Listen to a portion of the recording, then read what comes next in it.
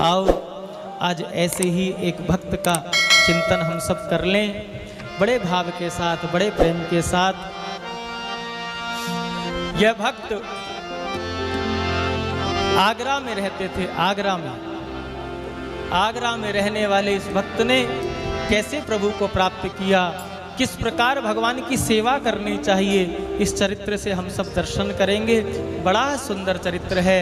उन परम भागवत परम वैष्णव भक्त का नाम है श्री प्रेम निधि जी महाराज। आज हम सब श्री प्रेम निधि जी के जीवन का दर्शन करेंगे, उनके द्वारा प्रदत्त, उनके द्वारा सेव्य श्री ठाकुर जी की सेवा का दर्शन करेंगे। आओ सर्वप्रथम श्री भक्तमाली जी के माध्यम से हम सब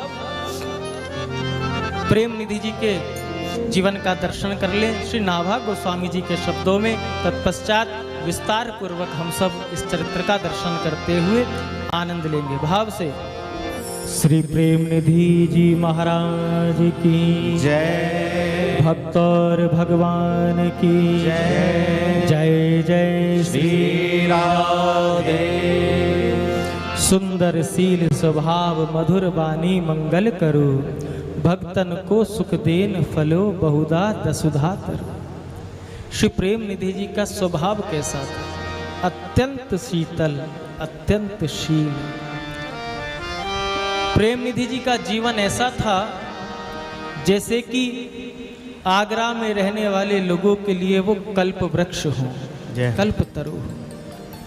भक्ति रूपी कल्प वृक्ष के समान श्री प्रेम निधि जी महाराज आगरा में रहते थे और अपने ठाकुर जी की ऐसी भाव से सेवा करते, अपरस में सेवा करते। गोसाई श्री विठल नाथ जी महाराज के आप शिष्य थे, वल्लभ कुल से आपकी दीक्षा थी और आप सब जानते हैं कि श्री वल्लभ कुल में श्री ठाकुर जी की कितनी अपरस में सेवा रहती है, कितनी सावधानी के साथ गोपाल जी की सेवा की जाती है, श्रीनाथ जी की सेवा की जाती है।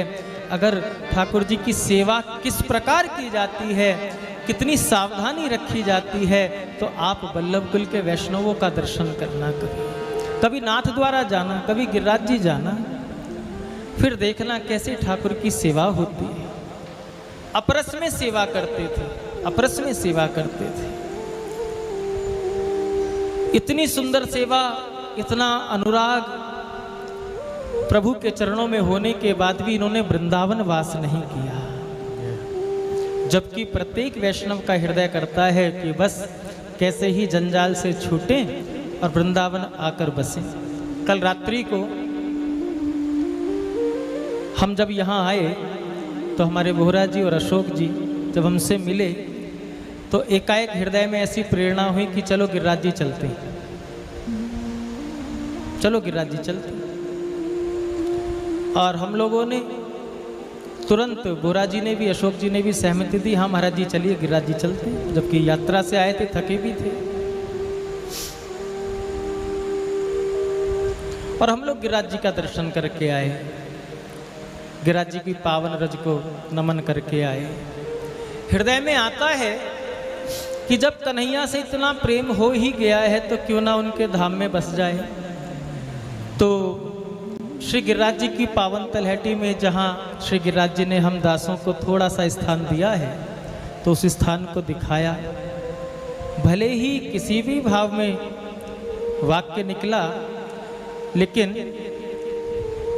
इन दोनों के मुख से एक वाक्य निकला और बड़ा भाव, बड़ा सुंदर था कि छोड़ो भाई लुधियाना के काम धाम, वहाँ से जल्दी फारिग हों तो हम भी आकर ऐसी शांति की जगह में बस जाए। सभी चाहते हैं कि वृंदावन ब्रज में वास हो जाए हम सब का। और वृंदावन तो ब्रजमंडल तो कल्प वृक्ष है, कल्पतरु है। यहाँ आकर जो भावना करोगे वो आज नहीं तो कल मिलेगा ही मिलेगा। तो ये तो गारंटी है, पक्की है कि ब्रजवास होगा ही होगा। लेकिन श्री प्रेमनिधि जी महाराज ने वृंदावन वास नहीं किया। आगरा है ही कितनी दूर।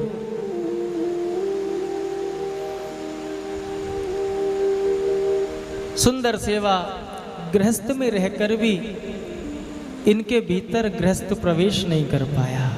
कहने का भाव, हम लोग सोचते हैं, विचार करते हैं कि भाई संसार का त्याग करके भजन करेंगे, लेकिन प्रेमियों बड़ी सावधानी के साथ कहें, संसार का त्याग किसी से हो ही नहीं पाया है।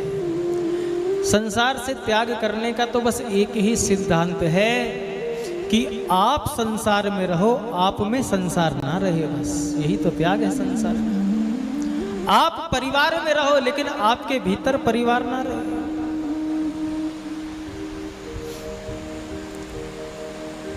त्याग तो भीतर का होता है, बाहर का थोड़ी होता है। साधनों के बीच में रहते हुए भगवत स्मृति बन जाए, इससे बड़ा और साधन हो क्या सकता है, इससे बड़ा और भजन हो कैसे सकता है। तो श्री प्रेमनिधि जी महाराज आगरा में रहे। कुछ लोगों ने पूछा, बाबा इतना प्रेम करते हो, कभी वृंदावन नहीं जाते, क्या बात है? कहा भैया वृंदावन जाने का तो मेरा भी मन करता है। अब संत का स्वभाव देखो, भक्त का स्वभाव देखो, भक्त का हृदय देखो। कहा भैया वृंदावन जाने का तो मेरा भी मन करता है। अरे कौन ऐसा जीव होगा जिसे श्री कृष्ण के चरणों से प्रेम हो जाए और वो वृंदावन ब्रजमंडल का वासना चाहे? सभी चाहते हैं कि हमें भी ठाकुर जी ब्रज में बसा लें, सभी चाहते हैं कि श्री ठाकुर जी हमें भी ब्रज के किसी कोने में बसा लें। तो किसी वैष्णव ने कहा, बाबा फिर आप वृंदावन क्यों नहीं जाते? कहा भैया अगर मैं वृंदावन जाऊंगा तो मेरा ही कल्याण होगा। अगर मैं वृंदावन जाऊंगा तो केवल मात्र मैं आत्म कल्याण कर पाऊंगा, लेकिन अगर मैं आगरे में रहूंगा तो जन कल्याण हो जाएगा, जन कल्याण, लोक कल्याण हो जाएगा, लोक कल्याण हो जाएगा। समस्त जीवों को भगवान की ओर प्रेरित करने के लिए, समस्त जीवों को भगवान के चरणों तक पहुंचाने के लिए, समस्त जीवों के हृदय में श्री प्रभु की प्रेमा भक्ति को प्रतिष्ठित करने के लिए श्री प्रेमनिधि जी महाराज ने वृंदावन वास न करके आगरा में वास किया और बड़ी सुंदर सेवा करते। इनके ठाकुर जी का नाम था श्याम। आज भी आप जाकर दर्शन करें, आगरा में ताजमहल देखने तो सब जाते हैं। हर नगर में, हर शहर में कोई ना कोई भक्त होता है। कभी कभी ऐसी भी प्रेरणा होनी चाहिए हृदय में, जानकारी करनी चाहिए कि भाई आपके नगर में कोई वैष्णव हैं, कोई भक्त हैं, ऐसे कोई कृष्ण प्रेमी रहते हैं, उनके दर्शनों का प्रयास करना चाहिए। आज भी उनके ठाकुर जी आगरा में विराजते हैं। सुंदर सेवा होती है, अप्रस्म सेवा होती है और ठाकुर जी का नाम बड़ा सुंदर है। क्या नाम है श्री प्रेमनिधि जी के ठाकुर जी का? श्याम। श्याम भई पर श्याम नाए। हाँ, श्याम भई पर श्याम नाए। बस यही अनुराग, प्रभु से मिलने की उत्कंठा, पूरा जीवन गृहस्थ में रहकर ठाकुर की सेवा में समर्पित कर दिया। सेवा कैसी करी आप आगे दर्शन करेंगे। बस नित्य प्रति अपने ठाकुर जी को हर पल अष्टयाम अपने ठाकुर को निहारते रहते और पुकारते रहते, यही पुकारते। बस सरकार सबके चित्त का हरण कर लिया है, सबके चित्त को चुरा लिया है, सबके मन को आपने हरण कर लिया है। का एक दिन ऐसा आएगा कि मेरे हृदय में, मेरे मस्तिष्क में, मेरे मन में जो सूक्ष्म वासनाएं हैं वो सब, उन सब का हरण करके आप मेरे हृदय में भी प्रतिष्ठित होंगे। और जब भक्त भाव से इस प्रकार की प्रार्थना करता है तो कन्हैया प्रार्थना स्वीकार भी करते हैं। एक दिन श्री प्रेमनिधि जी महाराज अपने ठाकुर जी के सामने, श्री श्याम प्रभु के सामने बैठ गए। नेत्रों में अश्रु आ गए और हाथों में करताल पकड़ ली और गाने लगे भाव से, श्याम बड़े हैं चित चोर जय श्री राधे राधे। जीवन अपने प्राणाधार नंद नंदन श्री श्याम प्रभु के चरणों में समर्पित था श्री प्रेमनिधि जी महाराज का। बलिहारी ऐसे उस ज्योतिषी की जिन्होंने बहुत विचार करके ऐसे भक्त का नाम रखा प्रेमनिधि। प्रेमनिधि भगवत प्रेम की जो निधि थी, भगवत प्रेम की जो खान थी, ऐसे प्रेमनिधि जी महाराज। जैसा उनका स्वभाव था, अत्यंत शीतल स्वभाव, ना काऊ से दोस्ती ना काऊ से बैर। कबीरा खड़ा बाजार में सबकी मांगे खैर, ना काऊ से दोस्ती ना काऊ से बैर। रीझू तो गोपाल संग, खींचू तो गोपाल संग। बस अगर रीझ गई, अगर प्रेम करना है तो केवल अपने श्याम से प्रेम करना है। अगर कहीं कोई हृदय में कोई शिकायत भी हो तो संसार को नहीं, केवल अपने श्याम को ही कहना। जय। ऐसा जीवन। लेकिन भक्तों के जीवन में तो बहुत कष्ट आते ही हैं, आप जानते हैं। कौन ऐसा भक्त है जिसके जीवन में परीक्षा ना हुई हो? कौन ऐसा भक्त है जिसको उस प्रेम की कसौटी पर ना कसा गया हो? कौन ऐसा भक्त है जिसने श्याम सुंदर के लिए सब कुछ न्योछावर ना कर दिया हो? चंदन को जितना घिसोगे उतनी ही सुगंध ज्यादा आएगी। गन्ने को जितना चूसोगे उतनी ही मिठास ज्यादा लगेगी। स्वर्ण को जितना तपाओगे उतनी ही चमक ज्यादा आएगी। लेकिन इतना सब कुछ सहने के बाद भी क्या चंदन ने अपना स्वभाव छोड़ा? चंदन को खूब घिसा, खूब घिसा, खूब घिसा, खूब घिसा, लेकिन क्या चंदन ने कभी क्रोध में आके ये कहा, नहीं भैया तुम मुझे इतना घिसते हो, इतना परेशान करते हो, इतना घिसते हो, मैं तो अब शीतलता नहीं दूंगा तुमको, मैं तो सुगंध नहीं दूंगा। चंदन जितना घिसता गया उतनी ही सुगंध बढ़ती चली गई।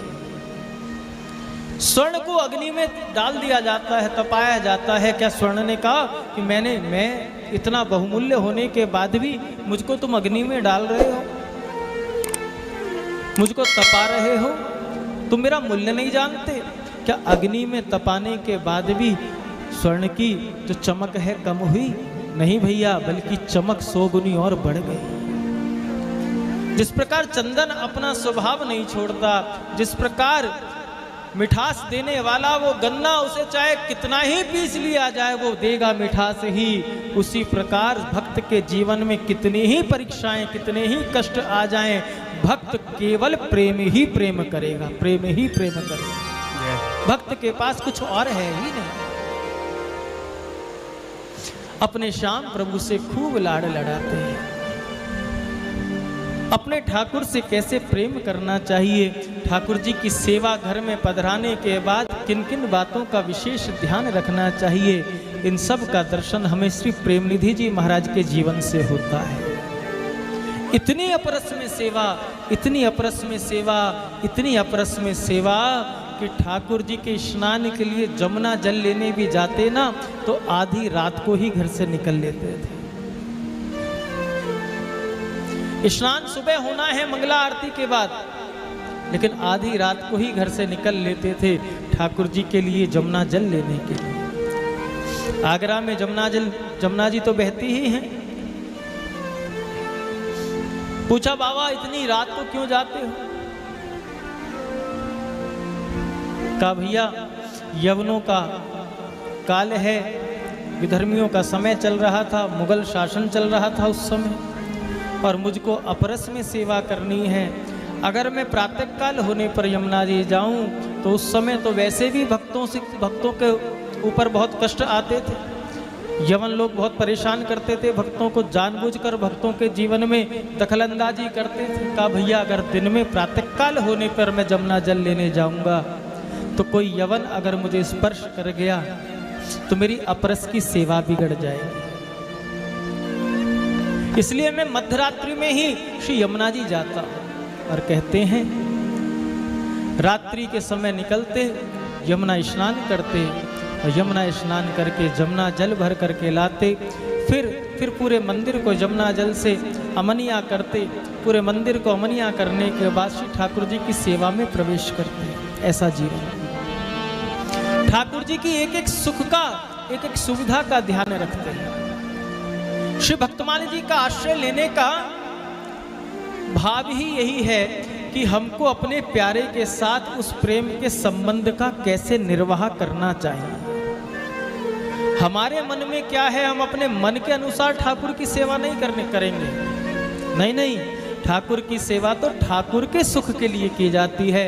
हमारे ठाकुर को सुख कैसे मिलेगा? बस दिन रात अगर ये चिंतन बन गया तो आपकी युगों युगों की समाधियों का फल आपको मिल जाएगा, केवल एक चिंतन से कि हमें अपने ठाकुर का ध्यान कैसे रखना है, हमें अपने ठाकुर के लिए क्या क्या सुख सुविधाएं करनी है, मेरे ठाकुर के लिए क्या क्या सुख होना चाहिए, कैसे मैं उन्हें सुख प्रदान कर सकूं, कैसे उन्हें प्रसन्न कर सकूं। इतना ध्यान रखते थे कि अगर गर्मी की ऋतु है तो दिन में कितनी ही बार अपने ठाकुर जी की जल की झारी बदलते थे। अगर गर्मी की ग्रीष्म ऋतु चल रही है तो ठाकुर जी को कैसे शीतलता दूं, श्री अंग पर चंदन का लेपन करते अपने हाथों से। श्री ठाकुर जी के लिए खस के इत्र की मालिश करते, शीतलता मिले मेरे ठाकुर को, शीतलता मिले। सुंदर पुष्पों के बंगले लगाते, बंगले भी ऐसे नहीं किसी को ऑर्डर दिया सजावट करा दी, नहीं, एक एक पुष्प को चुनकर लाते, एक एक पुष्प को निहारते, एक एक पुष्प की मुस्कुराहट को देखते कि कौन मेरे ठाकुर की सेवा में जाना चाहता है। कैसी दृष्टि है इन भक्तों की, पुष्पों को देखते कोई पुष्प खिला हुआ दिखता, मुस्कुराता हुआ दिखता तो हृदय में भाव जग जाता, अरे तू भी व्याकुल है मेरे ठाकुर की सेवा में जाने के लिए, चल तुझे ले चलता हूं।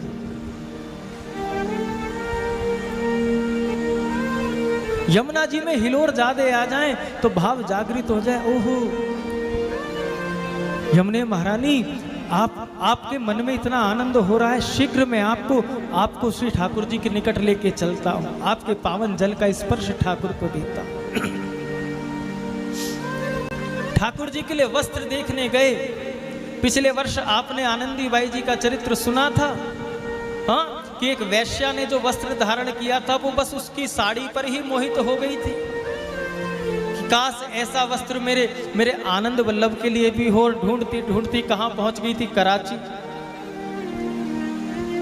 कोई बाजार में वस्त्र दिख जाए और वस्त्र को दिखते ही मन में भाव जागृत आ जाए, आहा ये लगता है अगर ये वस्त्र मेरे श्याम सुंदर धारण करें तो कितनी शोभा बढ़ जाएगी इस वस्त्र की। ये भक्त की दृष्टि है, ये वैष्णव की दृष्टि है। इतना ध्यान रखते, इतना ध्यान रखते।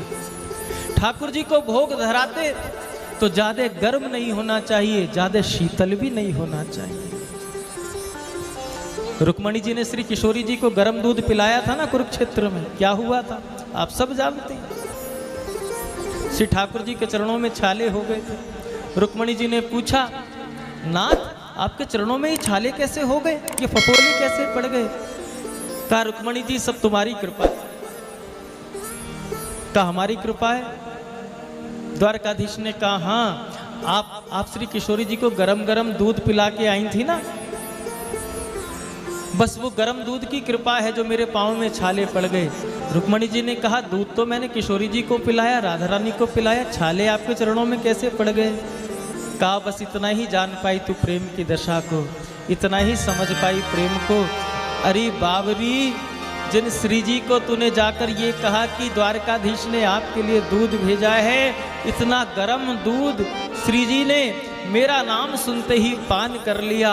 और जब वो गरम गरम दूध श्री जी के हृदय तक पहुंचा तो श्री जी के हृदय में तो मैं ही बैठा था, मेरे चरणों में फफोले पड़ गए, छाले पड़ गए। इसलिए सेवा में सावधानी, सेवा में सावधानी होनी चाहिए। अत्यंत शीतल युक्त भी ठाकुर को भोग ना लगे और गरम गरम भी भोग ना लगे। पोशाक का भी ध्यान रखते श्री प्रेम निधि जी महाराज। हम लोग पोशाकों को डिजाइनर बनाने के चक्कर में कभी कभी ठाकुर जी की सुविधाओं को भूल जाते हैं। बस डिजाइनर दिखनी चाहिए पोशाक, आजकल बहुत आ गए डिजाइनर पोशाक।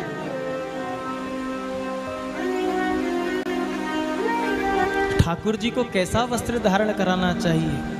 गर्मी है तो बिल्कुल मलमल के वस्त्र हो, आहा, जो धारण करें तो ठाकुर को लगे मक्खन का सा आनंद मिल रहा है। इतना मुलायम वस्त्र ठाकुर को पहनाना चाहिए। सर्दी में उनकी गर्म पोशाक भी पहनानी हो तो ऊन भी ऐसी ढूंढ के लाओ कि ठाकुर को कष्ट ना हो, कहीं ऊन के रेशों से ठाकुर जी के श्री अंग पर खरोंच ना आ जाए, इतने कोमल हैं। गर्मी में ठाकुर जी को चंदन का लेप करना हो तो चंदन में कपूर और गुलाब जल इतना मिला दो कि शीतलता मिल जाए। मलयागिरी चंदन ढूंढ कर लाओ और सर्दी में लगा दोगे तो वही कपूर केसर युक्त चंदन अगर सर्दी में लगा दो तो क्या होगा? जुखाम हो जाएगा। ऐसा भाव जागृत होना चाहिए। सर्दी में जब ठाकुर जी की चंदन सेवा हो तो कपूर हटा देना चाहिए, चंदन की मात्रा, चंदन में केसर की मात्रा को बढ़ा देना चाहिए कि गर्माहट पहुंचे। अगर गर्मियों में ठाकुर जी के दूध में चंदन केसर के 2 बाल गिरते हो तो सर्दी में कम से कम 6-7 डाल दो। बादाम घोट दो, उसमें पिस्ता घोट दो, ऐसा अघोटा बना दो तो ठाकुर जी भी चक्क हो जाएं, दन्न हो जाएं। और वही दूध गर्मी में पिलाना हो तो थोड़ी खस की मात्रा बढ़ा दो, ठाकुर को सुख मिले। ये भक्तों के जीवन से हमें दर्शन, भक्तों के जीवन से हमको पता चलता है कि हमें अपने प्यारे की सुविधा कैसे करनी है। भगवान के सामने श्री ठाकुर जी घर में पधराए हो तो भक्तमाल जी में वर्णन है 32 प्रकार के अपराधों से बचना चाहिए। 32 अपराध बनते हैं ठाकुर जी की सेवा में, जिन अपराधों का वैष्णव लोग विशेष ध्यान रख के ठाकुर जी की सेवा को संपादित करते हैं। अगर घर में श्री ठाकुर जी विराजमान हैं तो ठाकुर जी के सामने ज्यादा जोर जोर से नहीं बोलना चाहिए, तो ठाकुर जी अत्यंत कोमल है। आप देखो हमारे बिहारी जी का दर्शन करो, बिहारी जी की जब आरती होती है क्या शंख बजते हैं? नहीं बजते हैं। घंटी बजती है? नहीं बजती है। अत्यंत कोमल भाव से सेवा श्री ठाकुर जी की होनी चाहिए। इतने अपराध हैं कि अगर भगवान का दर्शन करने के लिए जाना है, नियम तो ये है कि रथ पर या किसी सवारी पर चढ़कर नहीं जाना चाहिए। अगर शरीर में सामर्थ्य है तो घर से ही पैदल चलो, कुछ कदम गोविंद की ओर बढ़ाओ। जो तू आए एक पग तो मैं आऊं पग 60, हिम्मत तो करो यार, चलने की हिम्मत तो करो। गिरिराज जी की परिक्रमा से ही लोग डर जाते हैं, 21 किलोमीटर की कैसे चलेंगे, कैसे चलेंगे 21 किलोमीटर की परिक्रमा। अरे परिक्रमा का भाव तो बनाओ, परिक्रमा का संकल्प तो अपने हृदय के अंदर जागृत करो। कन्हैया तो हाथ पकड़ के परिक्रमा लगाता है, लेकिन भाव ही नहीं जगा, पहले ही भय हो गया। कैसे चलेंगे, कैसे करेंगे? अगर घर में श्री ठाकुर जी को पधराया हुआ है, सेवा विराजमान है, तो ठाकुर जी के प्रत्येक उत्सव को उत्साह के साथ मनाना चाहिए। जन्माष्टमी हो, राधाष्टमी हो, रथ यात्रा हो, झूला महोत्सव हो, शरद पूर्णिमा हो, होरी महोत्सव हो, अक्षय तृतीया का चंदन महोत्सव हो।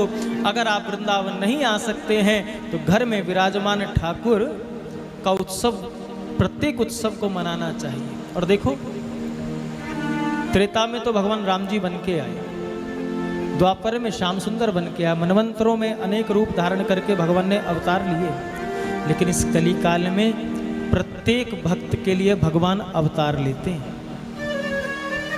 आप प्रश्न कर सकते हो क्या हमारे लिए भी अवतार लिया है? हाँ भैया, तुम्हारे लिए भी भगवान ने अवतार लिया है। आप पूछोगे कैसे लिया है?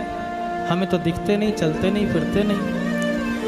प्रत्येक भक्त के लिए भगवान व्यक्तिगत रूप से अवतार लेते हैं। किस रूप से? अर्चा विग्रह स्वरूप में।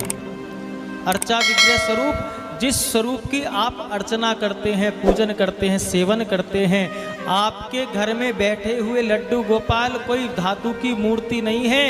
आपके घर में विराजमान आपके लड्डू गोपाल आपके लिए अवतार लेकर के आए हैं। प्रत्येक भक्त के लिए भगवान अवतार लेते हैं। इसलिए भगवान की प्रत्येक उत्सव मनाने चाहिए। नियम यहाँ तक है कि भगवान अगर घर में पधराए हुए हैं और आप भगवान के सामने बैठे हैं तो भगवान के सामने पैर फैलाकर भी नहीं बैठना चाहिए। भगवान के सामने किसी की निंदा स्तुति नहीं करनी चाहिए। भगवान आपके सामने बैठे हो, विराजमान हो, आप मंदिर में बैठे हो अपने घर के, और घुटनों में दर्द हो और ऐसे बैठ जाओ तो भगवान के आगे ऐसे भी घुटनों को ऊपर करके नहीं बैठना चाहिए। अगर शरीर में कष्ट है तो उठकर चले जाओ, अपने कक्ष में विश्राम कर लो, लेकिन भगवान के आगे इस आसन से बैठोगे तो वह आपका सेवा अपराध बनेगा। भगवान के आगे बैठकर भोजन नहीं करना चाहिए। ठाकुर जी की प्रत्यक्ष सेवा के सामने, श्री ठाकुर जी के सामने झूठ नहीं बोलना चाहिए। श्री ठाकुर जी के सामने बैठ के अपने घर की कलह की कलेश की चर्चा नहीं करनी चाहिए। भगवान के सामने किसी की ना निंदा करनी चाहिए, ना किसी की प्रशंसा करनी चाहिए। कितने सेवा अपराध हैं। भगवान के सामने गलत और गंदे और नीचे शब्दों का उपयोग नहीं करना चाहिए। हम हमेशा कहते हैं, फलों से लदी दरख्तों की डाली कभी खाली नहीं होती। फलों से लदी दरख्तों की डाली कभी खाली नहीं होती, और राधा नाम जपने वालों के मुख में गाली नहीं होती। प्यारे, गाली नहीं होती। इसलिए भगवान के सामने अब शब्द नहीं बोलने चाहिए। सामर्थ्य होने पर भी साधारण सेवा नहीं करनी चाहिए, ये विशेष बात है। और प्रेम निधि जी महाराज गृहस्थ में रहकर भी कोई साधन नहीं, कोई आय नहीं, लेकिन ठाकुर की उत्तम से उत्तम सेवा करते। अगर आपका सामर्थ्य है और सामर्थ्यवान होने के बाद भी आप अपने ठाकुर जी की सेवा बड़े साधारण रूप से करते हैं, तो ये आपका सेवा अपराध बनेगा। ठाकुर जी ने अगर आपको सामर्थ्य दिया है, तो जिस प्रकार हमें लिनन के कुर्ते अच्छे लगते हैं, तो ठाकुर के लिए भी मखमली वस्त्र होने चाहिए, बिल्कुल कढ़ाईदार वस्त्र होने चाहिए। हाँ, जरदोजी के मुकुट होने चाहिए, चांदी के मुकुट होने चाहिए। अगर सामर्थ्य है, और अगर सामर्थ्य नहीं है तो तुलसी दल के मुकुट से भी ठाकुर प्रसन्न हो जाते हैं सब। लेकिन अगर सामर्थ्य दिया है तो सेवा सामर्थ्य अनुसार करनी चाहिए। इस प्रकार से सेवा करते, खूब लाड करते, खूब प्रेम करते, खूब भाव से पुकारते, ठाकुर जी को शयन कराते। तो ऐसा नहीं ठाकुर जी के विराजमान है, बस रिजाई रख दी और ठाकुर जी तुम सो जाओ और हम भी चले अपने आनंद में। नहीं नहीं नहीं, जब ठाकुर जी को शयन कराना हो उस समय धीरे से पोशाक उतारो। ठाकुर जी के श्री अंग पर बड़े बड़े मुलायम हाथों से धीरे धीरे धीरे धीरे इत्र की मालिश करो। ठाकुर जी सुबह से आप मेरे लिए खड़े हो, मेरा भी धर्म बनता है थोड़ी देर अपने ठाकुर जी के चरण चापन किया करो, भले ही 2 मिनट किया करो। ठाकुर को बड़ा सुख मिलता है। थोड़ी देर प्रेम निधि जी महाराज प्रत्येक सेवा बड़ी सावधानी से करते। अगर ठाकुर को जल भी पिलाते तो जल भी अपने हाथ से ऐसे अर्पित करते। प्यारे प्यारे पान करो ना, आपको प्यास लगी होगी, इतनी गर्मी है, बहुत देर से आपने जल पान नहीं किया। ये नहीं जल की झारी रख दी, अब आप जानो जब प्यास लगे पी लेना। नहीं, थोड़ी थोड़ी देर में मंदिर में आ जाया करो अपने घर के। ठाकुर जी कुछ और व्यवस्था है, कुछ और करना है, प्यास लगी है, भूख लगी है, मन ही मन पूछोगे तो आपका मन ही ठाकुर के रूप में उत्तर दे देगा। हाँ हाँ, आपके मन में ही भावना जागृत हो जाएगी। थोड़ा सा फल ले आऊं ठाकुर के लिए, बहुत देर हो गई राजभोग किए हुए, ठाकुर को भूख लग गई होगी, 2 घंटा हो गया होगा, थोड़ा सा फल बना दूं, थोड़ा सा मेवा ले आऊं। कभी बात करके देखना, गोविंद बात करते हैं। और प्रेम निधि जी महाराज की सेवा से प्रसन्न होकर तो ठाकुर प्रत्यक्ष दर्शन देकर बात करने लगे थे। अगर हम सब भी इस प्रकार की सेवा करने लगे तो फिर किसी और को दुखड़े सुनाने की आवश्यकता नहीं पड़ेगी। आपके घर में बैठा हुआ भगवान ही आपकी हर समस्या का समाधान कर देगा, समाधान कर देगा। कैसी सेवा करते थे प्रेम निधि जी महाराज अपने ठाकुर की। वृंदावन आने से ही संतुष्ट मत हो जाना, केवल यहाँ आ जाते हो इसी से धैर्य धारण मत कर लेना। इतने में ही तृप्त मत हो जाना कि हमें वर्ष में 2-4 बार वृंदावन आना जाना हो जाता है। नहीं भैया, वृंदावन आते आते तृप्त नहीं होना है, बल्कि वृंदावन के लिए तो और तड़पना है। कोई हमसे पूछे, मैं याद करूं सेवा कुंज वाले पूज्य गोपाल बाबा महाराज की वाणी। जीवन के 65 वर्ष वृंदावन में बिता दिए उन्होंने। दोनों हाथों में झाड़ू लेकर, सोहनी लेकर सेवा कुंज की कुंजों में सोहनी लगाते लगाते लगाते लगाते जीवन की शाम कर दी बाबा ने। एक दिन किसी ने पूछ लिया, बाबा प्रिया जी का दर्शन हुआ? बाबा नित्य सेवा कुंज आते हो, राधा रानी का दर्शन हुआ? जो नित्य वृंदावन का सेवन कर रहे हैं, जो नित्य वृंदावन में वास कर रहे हैं, ऐसे ऐसे ऐसे संतों की, ऐसे रसिकों के शब्दों को सुनोगे तो हृदय कांप जाएगा आपका साहब। हम 2-4 बार वृंदावन आकर के अपने को बहुत मान लेते हैं, बहुत कृपा है, और तृप्त भी हो जाते हैं। बिहारी जी बुलाते हैं, बिहारी जी बुलाते हैं, लेकिन जो वृंदावन में रहते हैं उन संतों से भी कभी पूछ कर देखना। पूज्य निकुंजवासी गोपाल बाबा महाराज सोहनी लगा रहे हैं सेवा कुंज में, किसी ने पूछ लिया, बाबा श्री जी का दर्शन हुआ, राधा रानी का दर्शन हुआ?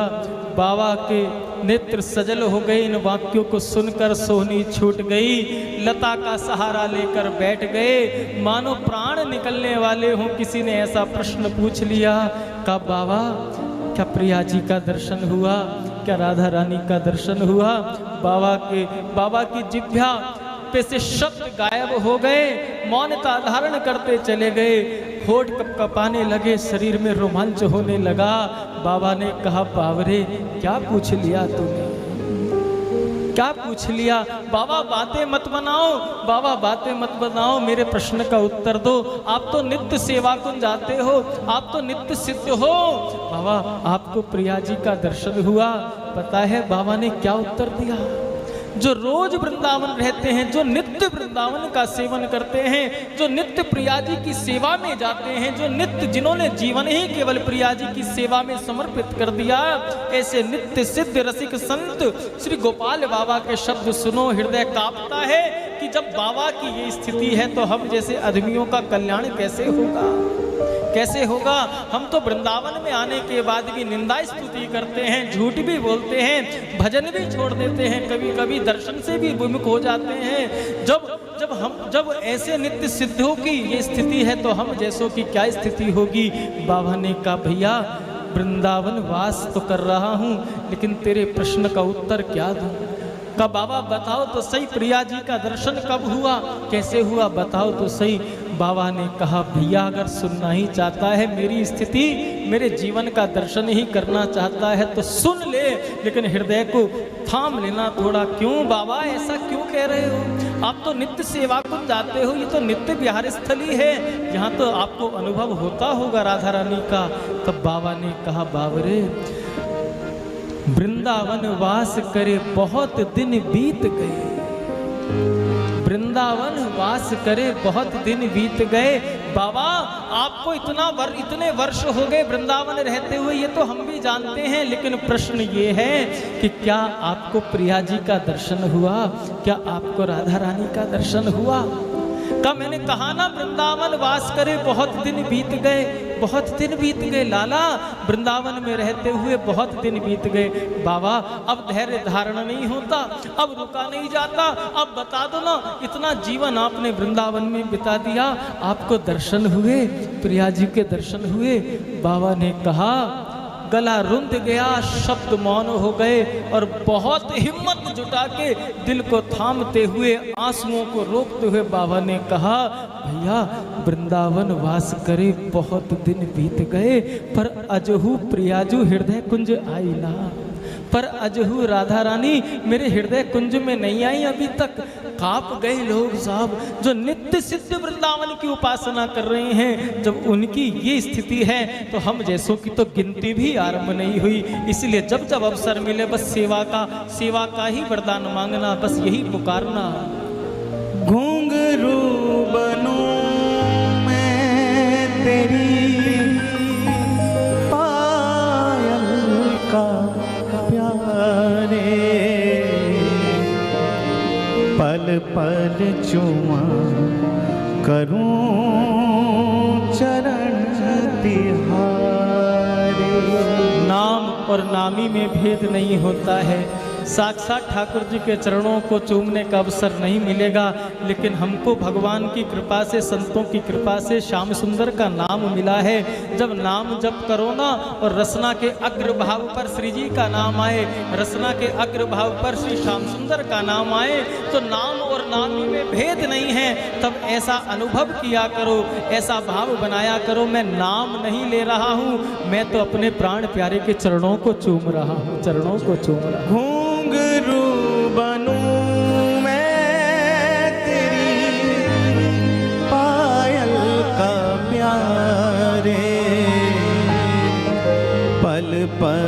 चूमा करूं चरण तिहारे, हो तेरे संग संग नाचूं गाऊं, पुकारो ना, तेरे संग संग नाचूं गाऊं, लेकिन वो भी तभी होगा बसा के तुझे नैनन में, बैठा के तुझे नैनन में, बसा के तुझे नैनन में, बैठा के तुझे नैनन में, पीला पटका बन जाऊं, पीला पीला पीला, हो पीला पटका बन जाऊं, बसा के तुझे नैनन में, बिठा के तुझे नैनन, फिर चाहे मैं मर जाऊं, फिर चाहे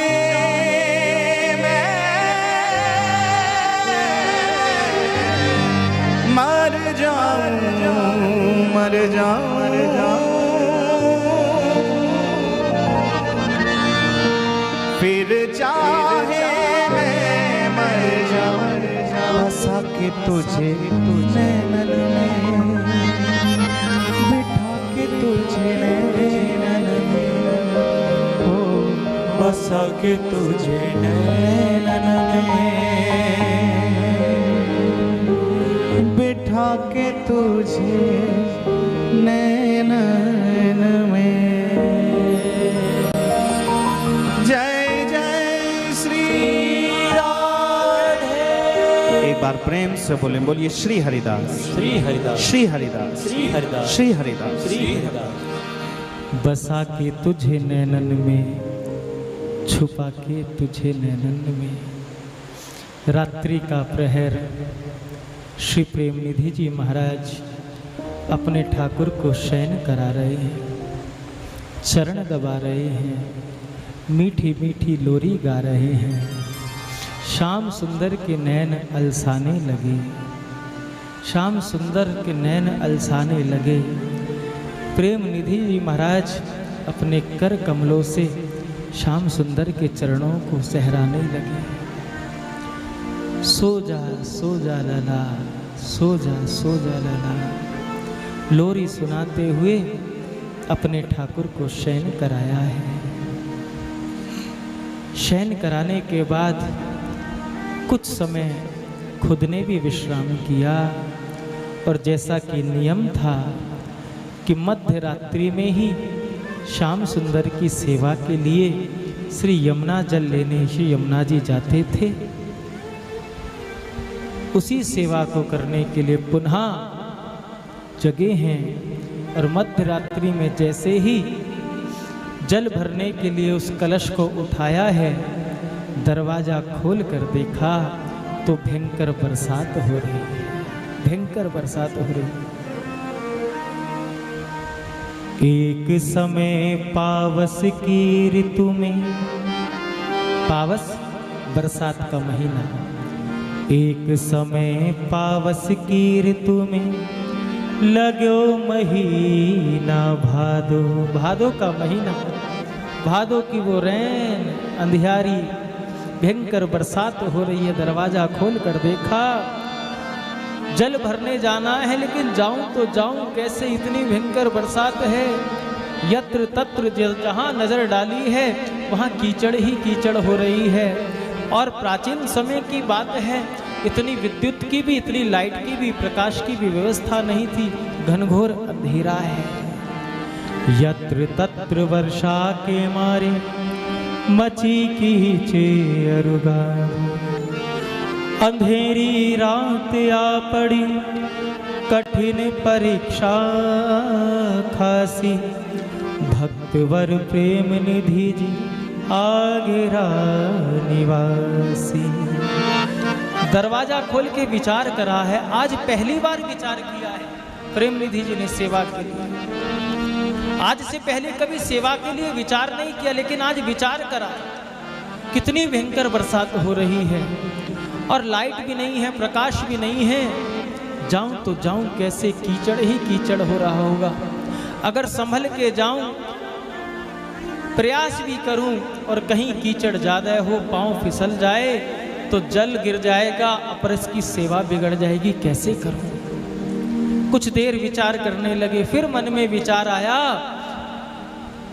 कि अगर वर्षा रुकने की प्रतीक्षा करता हूं तो प्रातः काल ना हो जाए, और अगर सुबह हो गई, प्रातः काल हो गया तो लोगों का आवागमन आरंभ हो जाएगा, मैं जल नहीं ला पाऊंगा, कोई ना कोई अगर मुझसे स्पर्श कर गया तो मेरी सेवा बिगड़ जाएगी। मेरी सेवा, कितनी शुद्धता सेवा में रखते हैं, कितनी शुद्धता, कितनी स्वच्छता ठाकुर की सेवा में रखते हैं। विचार करने लगे, अचानक मन में आया कि जो होगा देखा जाएगा, ठाकुर के लिए जल तो लाना ही है। अगर बरसात नहीं रुकी तो मंगला का समय नजदीक होता आ रहा है, सेवा में विलंब हो जाएगा। और कहते हैं जल भरने का पात्र, वो कलश हाथ में लिया और धीरे धीरे धीरे धीरे चलने लगे। अभी 2-4 कदम ही बढ़े थे, देखकर आश्चर्य हुआ, अचंभित हो गए। क्या देखा? इतने में कर ले मशाल, इतने में ले कर मशाल, एक आयो श्याम सलोना। भयंकर अंधेरा है, 2 कदम बढ़ाए तो देखते क्या है, आगे एक श्याम सलोना सुंदर सा बालक मशाल लेके चल रहा है। ओहो, बलिहारी बलिहारी बलिहारी। सेवा का भाव जागृत हुआ तो ठाकुर ने भी व्यवस्था कर दी, ठाकुर से भी रुका नहीं गया। इतने में कर ले मशाल, एक आयो श्याम सलोना, आगे आगे चलो जात या के अंग अंग में टोना। आगे आगे मशाल लेकर चल रहे हैं। एक बालक, प्रेम निधि जी ने सोचा, अरे भाई इतनी रात हो गई, इतना सुंदर बालक मशाल लेके कहाँ जा रहा है, सुंदर पोशाक पहनी हुई है। सोचा कि अपने घर वापस जा रहा होगा, कहीं गया होगा, विलंब हो गई हो तो घर वापस जा रहा होगा। फिर मन में विचार आया, चलो कोई बात नहीं है, जहाँ तक जाएगा वहाँ तक तो मुझे प्रकाश मिलेगा, वहाँ तक तो मेरा सहारा बन ही गया, ये आगे मशाल ले लेके जा रहा है। और कहते हैं आगे आगे मशाल लिए वो बालक चल रहा है, पीछे पीछे प्रेम निधि जी महाराज चल रहे हैं। कोई गली दिखे तो सोचने लगे मन में, शायद इस गली में मुड़ जाएगा, इसका घर हो, लेकिन बालक चलता जा रहा है, चलता जा रहा है। फिर थोड़े आगे बढ़े, आगरा के धनवान सेठों की वो कॉलोनी नजर आई, वो गली नजर आई। सोचा इसकी वेशभूषा देखकर लगता है कि शायद किसी बड़े घर का चाकर होगा, नौकर होगा, शायद अब मुड़ जाए, शायद अब मुड़ जाए, शायद अब मुड़ जाए। लेकिन ये बालक तो सीधे ही चलता जा रहा है। सोचो को होए गो काहो, बड़े घर ने को चाकर, आयो होए गो खास काम, सो लोटो काम बनाकर। शायद किसी काम को सिद्ध करके आया होगा, मुड़ जाएगा, मुड़ जाएगा, लेकिन वो तो बालक सीधा ही चलता जा रहा है। चलते चलते चलते चलते चलते चलते वो मशाल लेकर बालक श्री यमुना जी के किनारे तक पहुंच गया। जाने कहाँ गयो वह छोरा, जमुना लो पहुंचाए। और जैसे यमुना जी आई, मन में बड़ा संतोष हुआ श्री प्रेम निधि जी महाराज के, भैया आज तो ठाकुर जी ने बड़ी सहायता कर दी। अरे मैं तो विचार कर रहा था कि इतनी बरसात हो रही थी, जगह जगह कीचड़ होगी, कैसे जल लाऊंगा, कैसे जल लाऊंगा। चलो ठाकुर जी की कृपा से ये बालक मुझे जमुना जी के किनारे तक ले आया। और कहते हैं बालक ने जमुना जी में स्नान किया, स्नान करके बाहर निकला। प्रेम निधि जी भी जमुना जी में प्रविष्ट हुए। जमुना जी में स्नान करके जैसे ही जल का वो कलश भरा है और बाहर निकले तो देखा कि अब वो बालक कहीं है ही नहीं, बालक दिखा नहीं। प्रेम निधि जी महाराज ने विचार किया, हो सकता है जमुना स्नान करने आया हो, चला गया हो। जाने कहाँ गया वह छोरा, जमुना लो पहुँचाए। और इतना विचार ही किया, तुरंत एक और आश्चर्य हो गया, क्या? नहाए चले घट धरे शीश पे, पहुँचो झट पुनि आए। और जैसे ही जमुना जल भरा हो, जमुना जल का भरा हुआ वो माट, वो कलशा अपने शीश पे धारण किया, वैसे ही वो बालक मशाल लेकर के फिर उपस्थित हो गया, फिर उपस्थित हो गया। आश्चर्य हो गया, मन में नाना प्रकार के विचार, क्योंकि मानव बुद्धि से ही सोच रहे थे प्रेम निधि जी महाराज, कोई साधारण बालक समझ रहे थे। फिर सोचा हो सकता है मशाल में तेल वेल डलवाने चला गया हो। फिर वो बालक चलने लगा आगे आगे। प्रेम निधि जी ने सोचा हो सकता है जमुना स्नान करके वापिस अपने घर जा रहा हो, जहाँ तक ये जाएगा वहाँ तक पीछे पीछे तो प्रकाश की व्यवस्था है ही। कहते हैं 2, 4, 5 कदम ही चल पाए होंगे, इतने में तो प्रेम निधि जी महाराज अपने श्याम प्रभु के मंदिर के दरवाजे तक पहुंच गए, मात्र 2-4 कदम में। देखा, अरे इतनी जल्दी ठाकुर जी का मंदिर आ गया, मेरा घर आ गया। जाने में तो बहुत विलंब लगा था, बहुत समय लगा था, लेकिन अभी तो मुझे लगता है कि मैं 2-4 कदम ही चल पाया हूं। इतनी जल्दी ये घर कैसे आ गया? मन ही मन, मन ही मन, मन ही मन सोच रहे हैं। लेकिन सोचते सोचते फिर उस बालक का ध्यान आ जाता मन में, और सोचते देखो कितना सुंदर चल रहा है, उसकी चाल कितनी प्यारी थी, कैसी गर्दन की लटक थी, कितने मधुर भाव से वो जा रहा था आगे आगे। कहने का मतलब कि चोर तो अंधेरे में चोरी करता है, चोर तो अंधेरे में चोरी करता है, लेकिन इस चित्त चोर ने तो उजाला करके मेरे चित्त को चुरा लिया है। इस चित्त चोर ने तो उजाला करके, प्रकाश करके मेरे चित्त को चुरा लिया है। चिंतन करने लगे, इतनी जल्दी कैसे आ गया, कितना सुंदर चल रहा था। क्या चाल अजब अलबेली है, जरा दृश्य बनाओ अपने नेत्रों में, कैसे चल रहा होगा वो मशाल लेके बालक, और क्या स्थिति हुई होगी प्रेम निधि जी महाराज की। क्या चाल अजब अलबेली है, गजराज रहे मस्ते मस्ते। हाथी भी लजा गए साहब, हाथी की चाल बड़ी मतवाली होती है, बड़ी मस्त होती है, लेकिन ऐसे चल रहा था वो बालक की हजारों हाथी भी लजा जाएं, लज्जित हो जाएं उसकी चाल पे। क्या चाल अजब अलबेली है, गजलाज रहे मस्ते मस्ते। जिन देखा तिनके चित्त रतन, अनमोल बिके सस्ते सस्ते। रस रूप माधुरी बरसत है, वो चले जात रस्ते रस्ते। उनकी उस बालक की रूप माधुरी का पान करते करते प्रेम निधि जी कब अपने घर तक पहुंच गए, उस दरवाजे तक पहुंच गए, पता नहीं चला। रस रूप माधुरी बरसत है, वो चले जात रस्ते रस्ते। या शाम सुंदर छल बलिए ने, या शाम सुंदर छल बलिए ने, दिल लूट लिया हंसते हंसते। क्या चाल अजब अलबेली है, गजलाज रहे मस्ते मस्ते। दरवाजा खोला है, विचार करते करते बड़ी जल्दी आ गया, बड़ी जल्दी आ गया, बड़ी जल्दी आ गया। और जैसे ही घर में प्रविष्ट हुए, जल का कलशा रखा है रसोई में, और जैसे ही जल का कलशा रसोई में रखा, एकदम वो मशाल वाला बालक याद आया। अरे वो कहाँ गया, दरवाजे तक मुझे छोड़ के गया, कहाँ गया? क्यों मेरा मन बार बार उसे देखने के लिए व्याकुल हो रहा है। कहते हैं जल का कलश रखकर दरवाजा खोला है, मंगला का समय होने वाला है कुछ ही समय में, लेकिन आज तो वो चित्तचोर चित्त में समा ही गया, वो समा ही गया, वो समा ही गया। कहते हैं दरवाजे से बाहर निकले हैं, गली में ढूंढ रहे हैं, अरे मशाल वाले भैया, अरे मशाल वाले भैया, अरे मशाल वाले भैया, लेकिन कोई हो तो आवाज देना। पागलों की सी स्थिति हो गई, दौड़ रहे हैं, तड़प रहे हैं। कोई रास्ते में मिला, भैया अभी एक मशाल लेके बालक जा रहा था, क्या तुमने देखा? नहीं नहीं हमने नहीं देखा, थोड़ा और आगे बढ़े, अरे इस गली में ना मुड़ गया हो। उस गली में पहुंच गए, भैया एक मशाल लेके सुंदर सा श्याम वर्ण का कोई बालक मशाल लेके जा रहा था, क्या तुमने देखा? नहीं नहीं नहीं नहीं हमने नहीं देखा, हमने नहीं देखा। ढूंढ ढूंढ कर हार गए, थक गए, वापिस अपने घर में आए।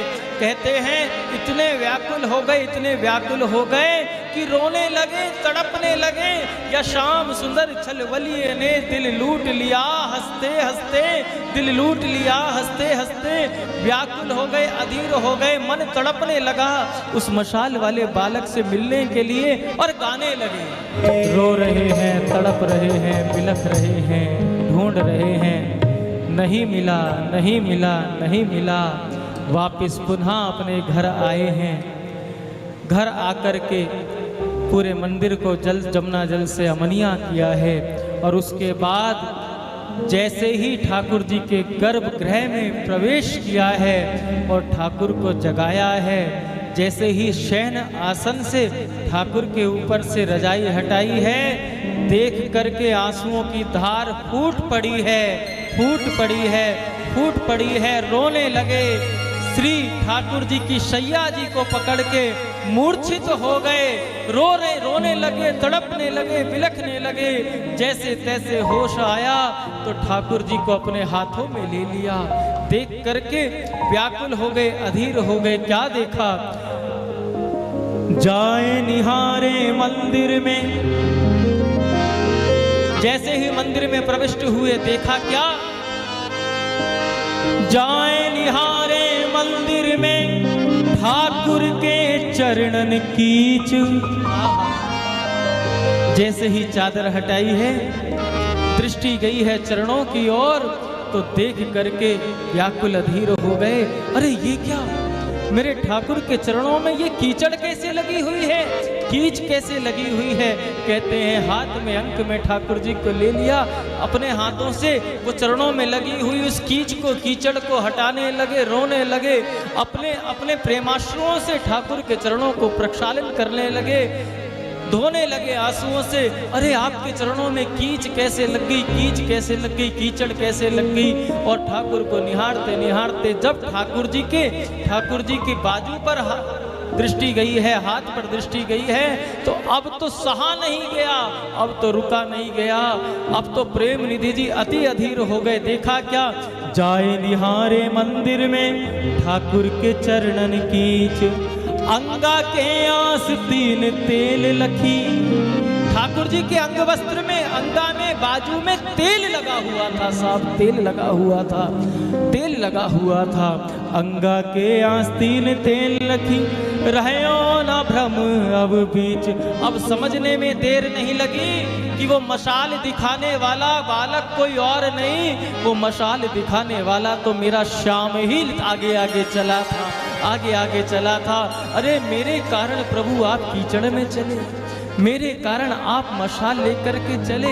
रो रहे, हृदय से लगाएं ठाकुर को, चरण साफ करें, वस्त्र उतारे हैं ठाकुर के, स्नान कराया है, सुंदर पोशाक धारण कराई है, और जिस वस्त्र में तेल लगा हुआ था बार बार आंखों से लगाएं, मस्तक से लगाएं, हृदय से लगाएं, रोएं, तड़पे, प्रभु मेरे लिए आपने इतना कष्ट किया। अरे सैन नाई के लिए आप नाई बन के राजा की सेवा करने पहुंच गए, आप कबीरदास जी के लिए बंजारा बन के चले गए, आप रैदास जी के यहाँ जूतियाँ गांठने चले गए। आज इस प्रेम निधि के लिए आप मशाल लेकर चल दिए। बलिहारी है प्रभु, बलिहारी है आपकी। रोने लगे, रोने लगे, रोने लगे, तड़पने लगे। तब आज श्याम सुंदर से भी रुका नहीं गया और श्याम सुंदर ने कहा, प्रेम निधि, बातें तो पहले भी हुई होंगी श्याम सुंदर से, लेकिन आज प्रकट रूप से श्याम सुंदर बोले, प्रेम निधि, अरे रोता क्यों है? जब तू मुझसे प्रेम करता है तो क्या मैं तुझसे प्रेम नहीं करता हूँगा? क्या मैं तुझसे प्रेम करता नहीं होगा?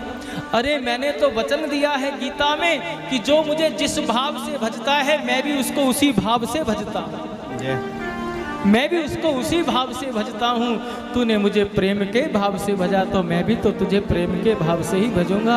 अरे तू मेरे लिए आधी आधी रात को उठ के अपनी निद्रा का त्याग करके मेरे स्नान के लिए, मेरी सेवा के लिए जमुना जल लेके आता है, नित्य ही लेके आता है। तू तो कितने वर्षों से मेरी सेवा कर रहा है, क्या मेरा धर्म नहीं बनता था कि एक दिन मैं भी तेरे लिए जमुना जी तक चला जाऊं?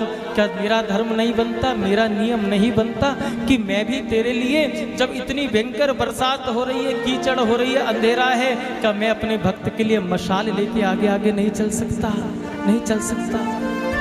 रो रहे हैं परस्पर, भक्त और भगवान हृदय से लगे हुए हैं, बिलख रहे हैं। बलिहारी श्याम प्रभु अपने भक्त की बलिहारी ले रहे हैं और प्रेम निधि जी अपने ठाकुर की बलिहारी ले रहे हैं। ऐसा भाव, ऐसा प्रेम, बड़ी सुंदर कथा कीर्तन करते आगरा में रह के। जैसा कि पहले ही हमने निवेदन किया, इतने प्रेमी होने के बाद भी इन्होंने वृंदावन वास इसलिए नहीं किया कि केवल वृंदावन वास अगर प्रेम निधि जी करते तो अपना कल्याण करते, लेकिन आगरा में रह के प्रभु का कीर्तन, प्रभु की कथा, प्रभु की महिमा सुना सुना करके उन्होंने तो जग का कल्याण किया, जन का कल्याण किया। अब शाम प्रभु के मंदिर में खूब कथा हो, कीर्तन हो, आगरा के लोग धीरे धीरे मंदिर में आने लगे, प्रेम निधि जी के प्रेम की चर्चा बढ़ने लगी। कहते हैं बड़े बड़े घर के लोग भी और बड़े बड़े घर की स्त्रियां भी आने लगी सत्संग में। अब जब किसी भक्त की ख्याति बढ़ती है तो दुष्ट भी पैदा हो ही जाते हैं। भक्तों के जीवन में तो सदैव ही ये घटनाएं घटती ही रहती हैं। कहते हैं प्रेम निधि जी के प्रेम की चर्चा, भक्ति की चर्चा जैसे ही आगरा में फैलने लगी तो कुछ दुष्टों ने षड्यंत्र रचा है और जाकर के बादशाह के कान भर दिए। बादशाह, तुम्हारे राज में एक प्रेम निधि नाम का व्यक्ति रहता है जो सत्संग के बहाने अपने सत्संग में बड़े बड़े घरों की स्त्रियों को बुलाता है। उसके चाल चलन हमको अच्छे नहीं लगते हैं। आपके रहते हुए आपके राज्य में ऐसा अधर्म हो रहा है। और राजा अपनी तो सुनता नहीं है। राजा का तो नियम यही है कि बस जो खबर मिल जाए अपने गुप्तचरों की ज्यादा मानता है, अपनी बुद्धि से तो चलता नहीं। बादशाह ने भी आज्ञा लगा दी अपने सैनिकों को, जाओ जिस प्रेम निधि की ये बात करते हैं उसे बंदी बनाकर तुरंत राज दरबार में पेश करो। और राजा की आज्ञा मान करके सैनिक लोग प्रेम निधि के घर पहुंचे हैं। उस समय श्री प्रेम निधि जी महाराज जल की झारी भर रहे थे, अपने ठाकुर जी को जल पिलाने के लिए जा रहे थे। हाथ में जल का लोटा था, ठाकुर को जल पिलाना था। इतनी देर में किसी ने दरवाजा खटखटाया। जल की झारी रसोई में रखी है, दरवाजा खोला है तो देखा क्या कुछ सैनिक खड़े हैं। और उन सैनिकों ने कहा, क्या तुम ही प्रेम निधि हो? हाँ भैया, मेरा ही नाम प्रेम निधि है। चलो, तुम्हें बादशाह ने याद किया है, अभी बुलाया है। प्रेम निधि जी ने कहा, भैया मैं अपने ठाकुर की सेवा में हूँ, थोड़ी देर में आ जाऊंगा। नहीं नहीं, तुम्हें हमारे साथ चलना होगा, बादशाह की आज्ञा है, तुरंत चलो। कहते हैं जल का लोटा रसोई में रखा है, ठाकुर को जल पिलाना था, बिना जल पिलाए ही सैनिक पकड़ कर ले गए, राज दरबार में प्रस्तुत किया है। बादशाह ने कहा, तुम्हारा नाम प्रेम निधि है? हाँ हाँ, प्रेम निधि है। मैंने तुम्हारे बारे में सुना है कि तुम कथा कीर्तन करते हो। हाँ सरकार, भक्त का तो धर्म ही यही है, कथा कीर्तन करने का यही सेवा है। कथा कीर्तन में बहुत लोग भी आते हैं। हाँ सरकार, जहाँ शहद होगा वहाँ मक्खी तो आ ही जाएंगी, जहाँ जहाँ पराग होगा पुष्पों का वहाँ तितली तो आ ही जाएंगी, भंवर तो आ ही जाएंगे। कथा कीर्तन करता हूँ और जो वैष्णव हैं, जो जो जो हरि के प्यारे हैं, जो भक्त लोग हैं, वो आ ही जाते हैं। स्त्रियाँ भी आती हैं। हाँ सरकार, स्त्रियाँ भी आती हैं। बादशाह ने सोचा इसका मतलब खबर सच्ची है। बादशाह ने सैनिकों को आदेश दिया कि जाओ प्रेम निधि को कारागार में डालना। प्रेम निधि जी सफाई देते रहे, सरकार मेरा ऐसा कोई मंतव्य नहीं है, मैं तो बड़ा साधारण आदमी हूँ, केवल कथा कीर्तन करता हूँ। कुछ वैष्णव लोग आकर कथा कीर्तन श्रवण करते हैं, लेकिन कहते हैं शंख और मूर्ख अपने आप नहीं बजते, दूसरे के बजाने से ही बजते हैं। शंख और मूर्ख की ये बात है कि ये अपने आप नहीं बजेंगे। शंख को आप बजाओगे तभी बजेगा, और मूर्ख को जब आप कुछ कहोगे तभी बोलेगा। राजा किसकी सुनता? राजा तो बहकावे में था। ईर्ष्या के वश राजा के कान भर दिए थे प्रेम निधि जी महाराज के प्रति। कारागार में बंद हैं प्रेम निधि जी, उधर ठाकुर जी प्यासे बैठे हैं, उधर ठाकुर जी प्यासे बैठे हैं।